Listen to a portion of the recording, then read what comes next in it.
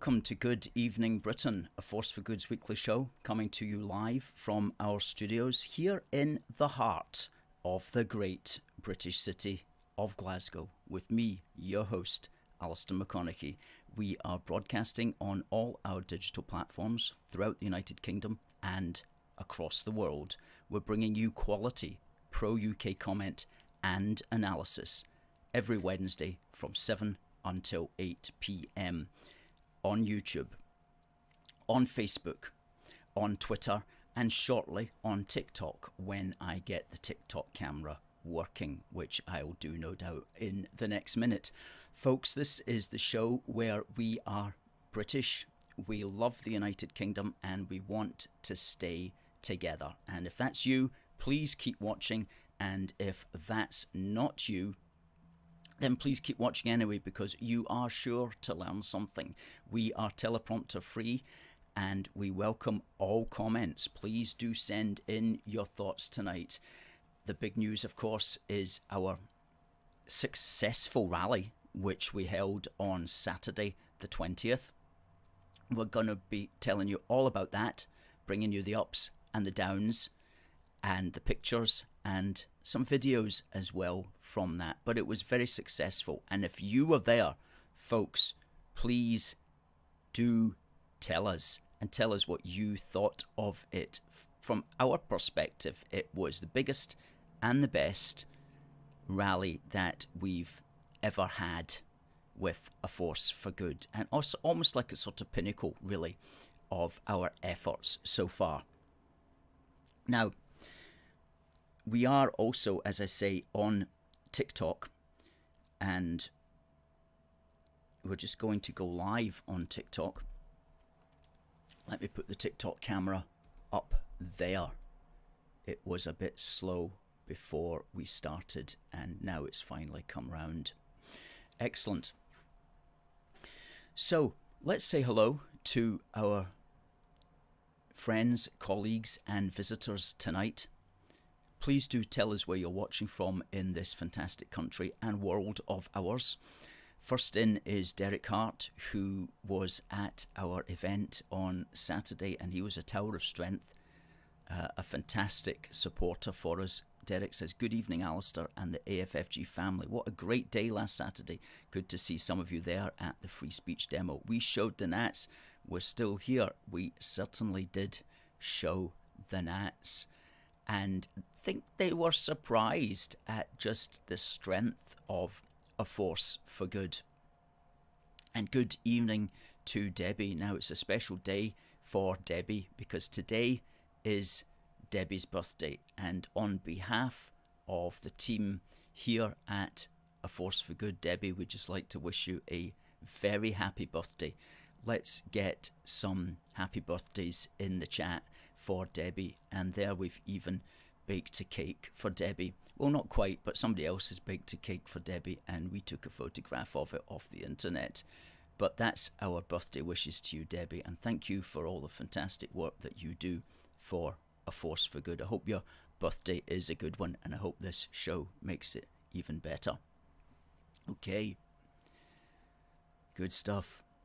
Melissa says, "Hey, my brother, met you on Saturday." Hello to you, Melissa, and We Say It podcast, more about the We Say It man, which is Nick Mitchell. Says, "Good evening, Alistair, and to all watching on." We've got one or two pics and a short video of Nick that will play later in the show. Stuart says, "Good evening from Elgin." Exiled Viking says, "Good evening." Good evening to you. It was great to meet Kat. Kat came along to George Square, and she says, "Superb meeting so many awesome people there." Well, thank you to Kat and to Mama Cat, who was also there. Great to have you.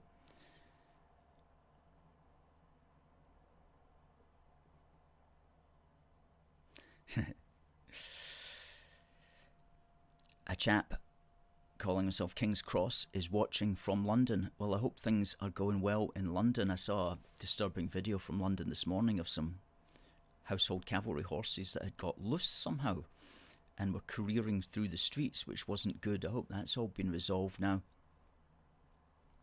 Catherine says hello from Seal, and 10 points to people who know where Seal is without looking in the atlas. Exiled Viking is from Glasgow. Stuart says happy birthday, Debbie. Stuart at the Arc de Triomphe there. Catherine says happy birthday, Debbie. Were you on holiday there recently, Stuart? If that is the Arc de Triomphe.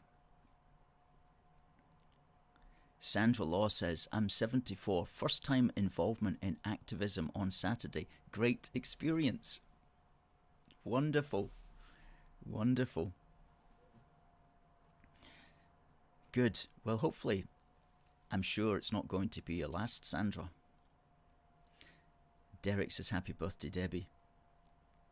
And there's our official happy birthday from the show. And all at A Force for Good. Persephone, similarly with birthday wishes. Debbie says she's had a great day, which is good, but unfortunately she can't eat the digital cake. Nathan reflects what a lot of us says: the sooner we get to the next Holyrood elections, the better for Scotland, so we can get this awful SNP Green alliance out of power. Forever. Forever. Well, that would be something, wouldn't it? Exiled Viking says happy birthday, Debbie, as does Kat.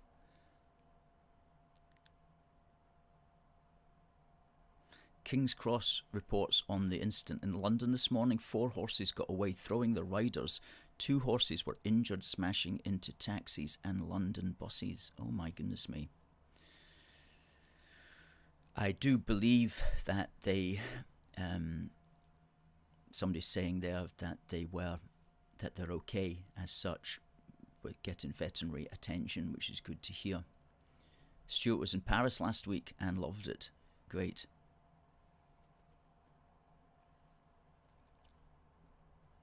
Debbie says, thanks very much for the birthday wishes. Now, let's report upon our fantastic Free Speech Rules rally, which was held on Saturday. Now, of course, many of you will know that that was in response to the rally that was organised by an organisation called Make Believe in Scotland. Well, that's what we call them, but actually they call themselves Believe in Scotland. And it was also in collaboration with the youth wing of the SNP, which is actually known as Pensioners for Independence. Anyway, they were having a march from Kelvin Grove Park to George Square in the centre of Glasgow, and then they had an interminable rally, which was only made bearable by the great fun that A Force for Good was having in the square at the same time, basically just shouting in a good-natured way at all the speakers, intending to drown them out and just generally cause irritation, I suppose, for the people who are trying to break up our country. And irritation is the least that they can expect. Goodness me, they're trying to destroy the United Kingdom. Do you think we're just going to sit around and put up with that? Of course not. We've got something to say as well, and we certainly did say it on Saturday. Now, somebody there on TikTok suggested that our numbers, he says he counted 12. Well, sir, it doesn't surprise me that you can only count up to 12, but if you could count up to 250, then you would have been able to actually get a more correct number of us. Because that is indeed how many that we had. And basically what they were doing was they were marching, as I say, and we counted their march, and we counted 1,743 of them, and we made that public, and lo and behold, Make Believe in Scotland released their official figure, and you know what it was? 2,000. In other words, they basically tracked us. They would say, what's A Force for Good saying? Because A Force for Good is generally right. And they would see it was 1,743. That would track with the numbers that they were expecting. Maybe they even counted it themselves, I don't know. But they certainly didn't do what the all under one banner people do, which is multiply it by 5 or 10 times. I'm quite sure if that had been an all under one banner march, then they would have said something like 8,000 probably. But interestingly, and it is very interesting, the Make Believe in Scotland people actually just tracked our figure and gave essentially the same figure. They just rounded it up to 2,000, which if once you added in 100 or so who are already in the square, then that would be a fair assessment. So well done, at least, to Make Believe in Scotland for not lying through their teeth in the way that the all under one banner people do. Now, the all under one banner people had boycotted the event. However, they are having a separate march, would you believe, 2 Saturdays from now, at least on the 5th of March. And we'll be counting them as we always do and releasing the true figure later that afternoon. But what was interesting as well about that 1,743 is that there was a group called, I don't know what it was called, but something to do with Palestine, who tacked themselves on. And they represented a major part of that march. And if you go to our youtube.com site and you look at the march, you'll see that major group of at least 300 people who were only there for the Palestine-Israel issue and no other issue. And when they arrived in the square, most of them just departed. They just left. A small group hung about for a little while, and then some hardcore, like 10 or so, stayed to the bitter end. But most of the pro-Palestine detachment on the march just left straight away. So if you wanted, you could deduct that 300 from the 1,743 actually to get maybe a more precise figure of the specific Scottish nationalist denomination.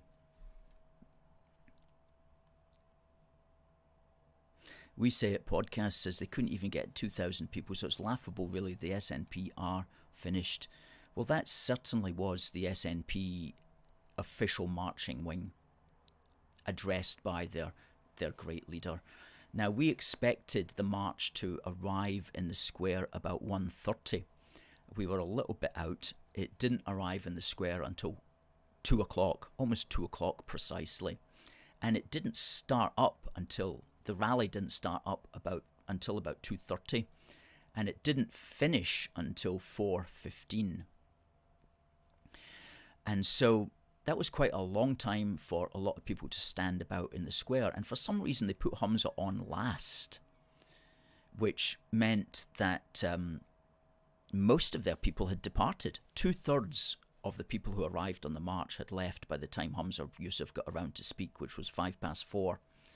And he spoke for about 12 minutes.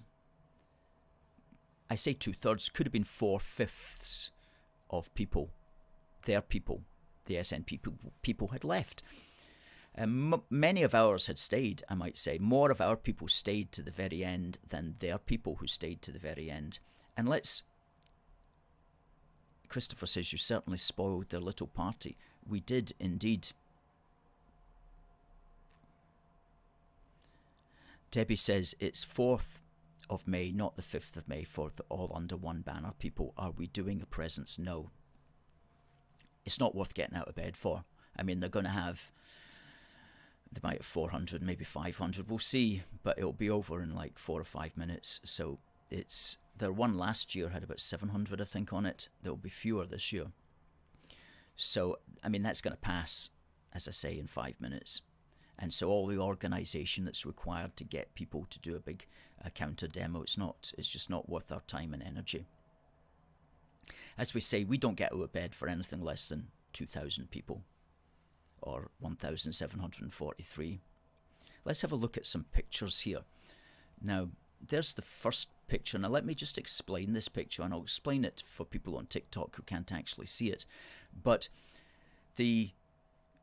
obviously we coordinate this with the police. We don't just turn up mob-handed, as it were, and the police wonder what's going on. We tell the police exactly what we're going to do, approximately how many are going to be there, how long we're going to be there for, and so on and so forth. And so we asked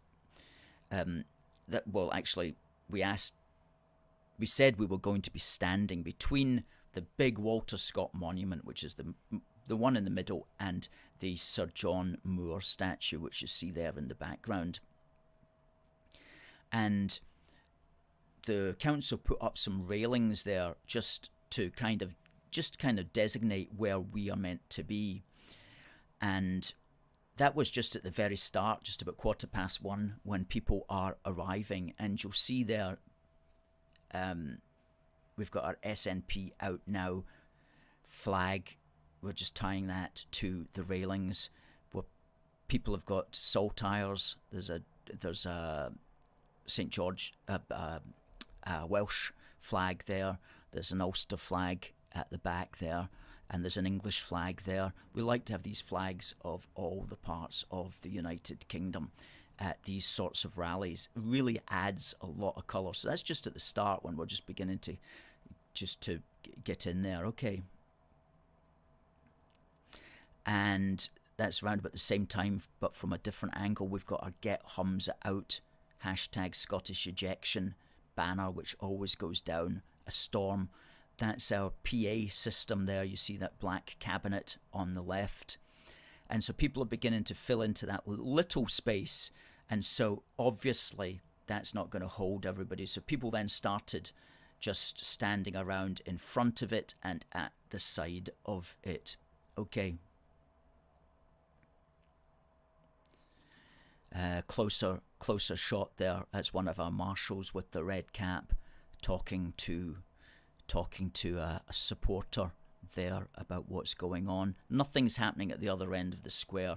The marchers haven't even arrived yet, so people are just coming in. As you can see, it was a beautiful day. Lovely blue sky. It really was good. So that set off the flags so nicely. Okay.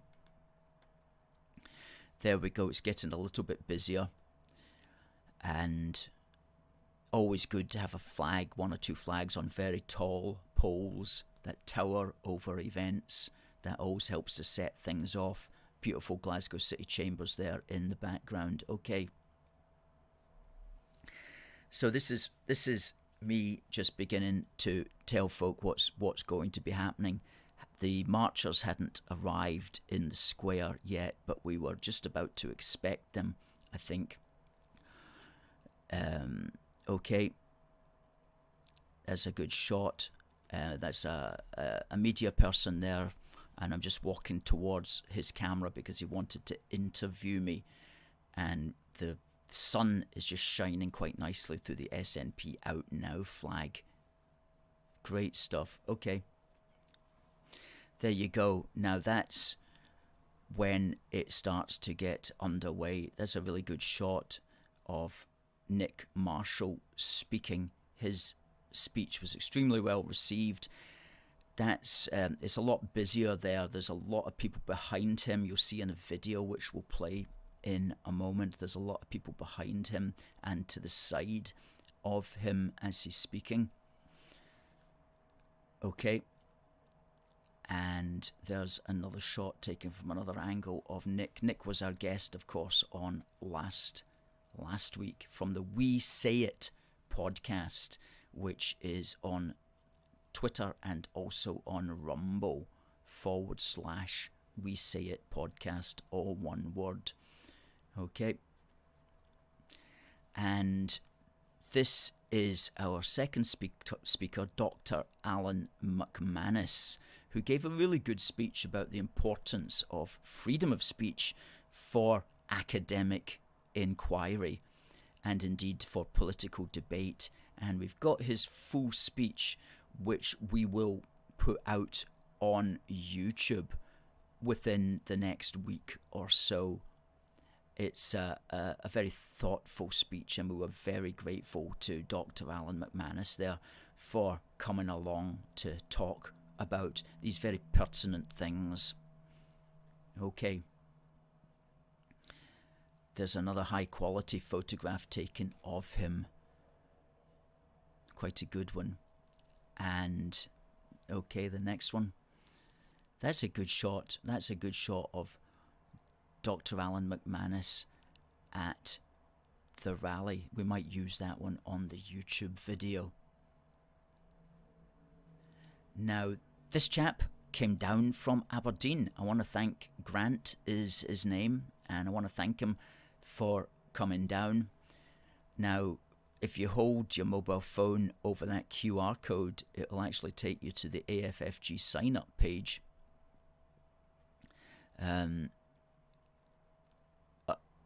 Among other things. But yeah, thank you to that gentleman for coming all the way down from Aberdeen. And we had a lady who also came all the way down from Aberdeen. And we had a gentleman who came all the way up from London. So folks, these people are committed to the cause of the Union and to freedom of speech. So thank you to them for travelling. And of course, thank you to everybody who travelled from near and far. Okay, there's a photograph. The previous photograph was from Billy Knox Photography, and that's another one from Billy Knox Photography. If you go on to Facebook and search for Billy Knox Photography, you'll find all the pics that he took on the day, most of them being of the SNP Scottish Cabbage Party, but he took one or two good ones of us as well. And that's three of our stalwarts. And the gentleman there on the right, James, is always very well dressed. Okay, and there's quite a good shot of me. That's from Billy Knox Photography again, and that's me watching, I think, the march coming in. And once the march came into the square, as I say, they had half an hour before they started their speeches, and so we used that time to give our speeches. There's another shot of me as well, and I did give one or two songs as well, including Bye Bye Humza, Humza Goodbye, Bye Bye Humza, Scotland Says Bye. Okay, and there's a shot, as you can see, people in front, not just behind where the railings are, but people in front now. And this is when it's starting to get busier. And there's Kat with her umbrella right at the front there.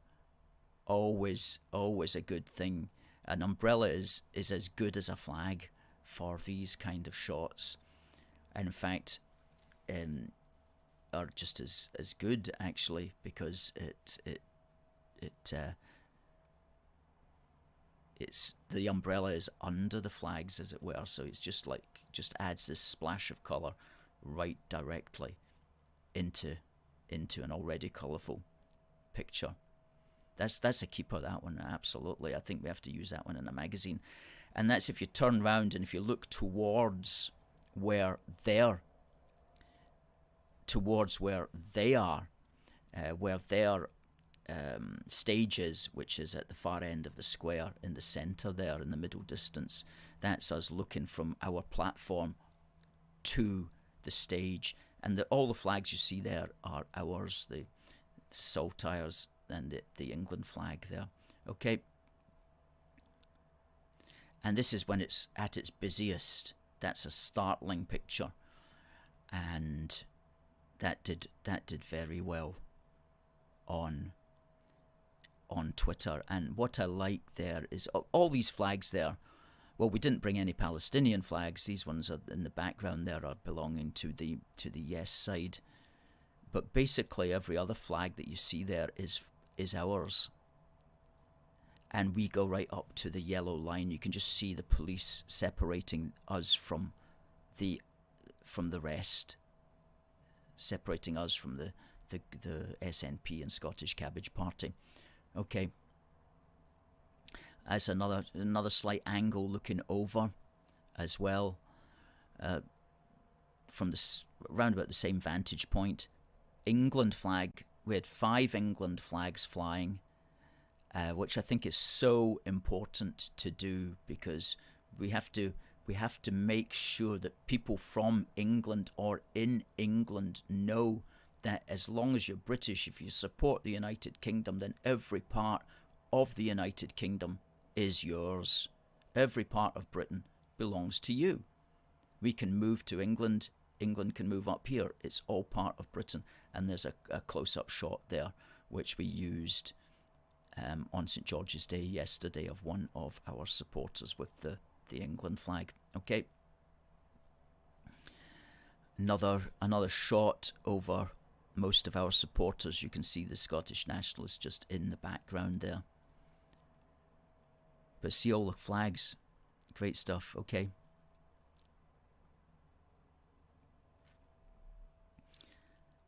Another picture in the heat of the action. It's really quite busy at this stage. As I say, we had between 200 and 250 there, which we're really pleased about. Okay. So what I'd like to do now is just place 2 or 3 short videos. I'll introduce each one prior to playing it. But the reason to show these videos is it just gives you a sense of the dynamic and the numbers on the day. Now, this first one is of Nick Mitchell, who is speaking. And it shows it helps to give you an idea of the size of the crowd. And this is just a 1-minute video. Let's play this.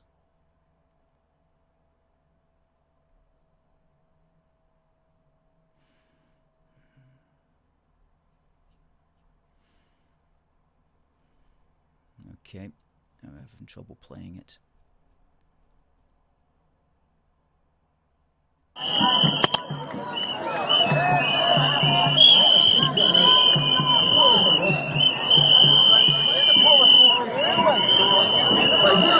Ultimately, to you, Mr. Humza, you said that you're listening, and you better listen good. I will not be silent.